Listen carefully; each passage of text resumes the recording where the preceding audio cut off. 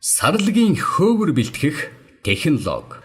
Сарлагыг Төв Азийн өндөрлөгт оршдог Афганистан, Бутан, Монгол, Орос, Хятад, Энэтхэг, Киргиз, Тажик, Балав зэрэг орнуудын уулархаг нутгуудад голлон үржүүлдэг.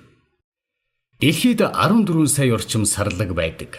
Сарлагын тоогоороо бүгд найрамдах Хятад ард улс тэргүүлж, удаах байрыг Монгол улс эзэлж байна.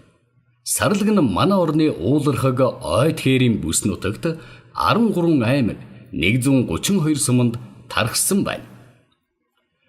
Сарлагын хөөврийн бүрэлдэхүүн. Сарлагын үсэн бүрхүүлийг бүтцээр нь ноолуур, хялгас, сор ус, завсрын ус гэсэн 3 бүлэгт хувааж үзнэ.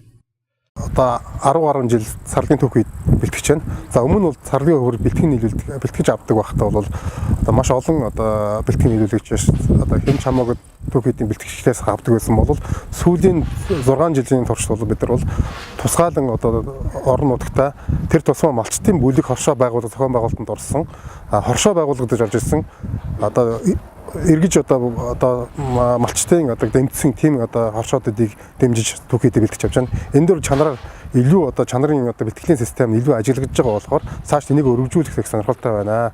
Яагаад ингэж байгаа юм бэ гэвэл урд нь түүхийдээ бид нар аваад магадгүй бидний ярьдгаар бол ченжүүд юм гэдэг ярьдаг гэсэн бол одоо бол бид нар бол хоршоод буюу малчтаас гарч ирсэн түүхийдийг одоо ямар нэгэн гар дамжуулахгүйгээр аавна гэдэг бол үйлдвэрт гардаг бодит зардлуудыг бол багасгах бодит одоо тийм одоо чанарын одоо илүү давмгай байдал ажиглаж байгаа болохоор цаашлаад малчтын гар дээрээс тэр тусмаа хоршоогоор дамжуулагдсан түүхийдийг авах маш их сонирхолтой байна. Сарлаг самнах технологи ажиллагаа. Бие махбодын физиологийн үйл ажиллагаа гадаад орчны нөлөөллөөр сарлагын үсэн бүрхүүлийн зөөлөн ноолуур үс хөөрдөг. Эхлээд хамгийн нарийн ноолуур хөөрнө. Иймд зөөлөн ноолуур үс хөөрч эхлэх нийт их биеийг хамрах байдлыг малчин гэрхаажиглах хэрэгтэй. Хөөрөд удвал самнах хугацаа хэтэрч ноолуур гадны механик үйлчилгээгээр гээгдэж малчны жилийн хөдөлмөрийн үр ашиг буурахад хүрнэ. Сарлагын их биеийн үс ноолуур улирлын чанартай савг сүүл үсний хялгас аажмаар гуйжиж шинжлэгддэг. Энэ нь халуун хүйтний улиралд биеийн дулааны тэнцвэрийг бий болгоно.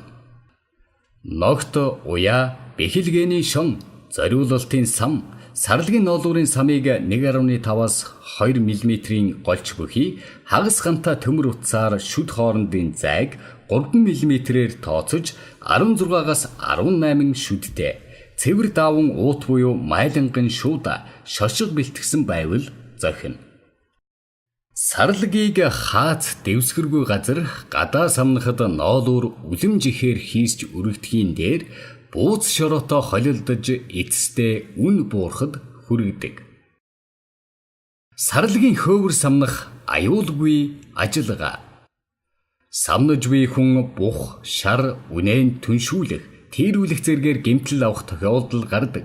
Иймд том малыг самнахын өмнө ногтлон хашаа сарвчны нөмөр газрын шонд бэхлэн урд хойд хөлийг туршиж аюулгүй ажиллагааг хангана. Боолтрог шүдлэнг дэвсгэр дээр унгаж урд хоёр хөлийг хойд хөлтөө хүлж бэхлэн. Самналтын үед ноолуур салхинд хийсч хорогддог тул аль болохоор салхи нөөлөг багтаа газар самнах нь зүйтэй. Самн гарын дэвтэй байх нь чухал. Самнах арга ажиллагаа. Сарлагын хүзүү, дал, бөөр, гуй, хэвлий гэсэн дараалаар хөөврийг самнаж авна. Бүдүүн сарлагын их биеийн сор ус харьцангуй эрт хөөрдөг тул самндах ноолуурын 50-аас 60% нь хялгас самнагддаг.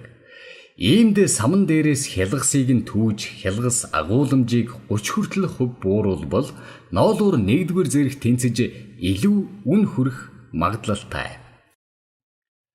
Сарлагын хөөврийг өнгө чанараар ангилан бэлтгэх. Сарлагыг зүс насны байдлаар нь сонгож самнуул хөөврийг өнгө чанараар ангилахад их тустай болно. Энэ үзүүлэлтүүд дээр суурлан сарлагын зүс насаар ялгаж хөөврийг өнгө чанараар ангилан бэлтгэх аргачлалыг боловсрууллаа. Сарлагын зүсээр ялгаж хөөврийг өнгөөр ангилан бэлтгэх аргачлал. 1-р өнгө бүрт цайвар цагаан зүстэй. Ширхэг нь цагаан шаргал өнгөтэй. 2-р өнгө хөх зүстэй. Ширхэг нь цайвар хөх саарал өнгөтэй. 3-р өнгө бор тарлан. Ширхэг нь жигд бор өнгөтэй. 4-р өнгө хар тарлан халтар зүстэй. Ширхэгт нь хүрэн бараан хүрэн хар хүрэн. Сарлагыг насаар ялгаж хөөврийг чанараар ангилан бэлтгэх аргачлал. 1 нас дээд зэрэг. Хялгасны хэмжээ 30% хүртэл дундаж урт 37.2 мм, дундаж голч 18.4 микрон. Нарийн жигд атра ихтэй уян зөөлөн өд хорхойд идэгдээгүй байна. 2 нас 1-р зэрэг. Хялгасны хэмжээ 30% хүртэл дундаж урт 35.2 мм, дундаж голч 1841-ээс 20.5 микрон.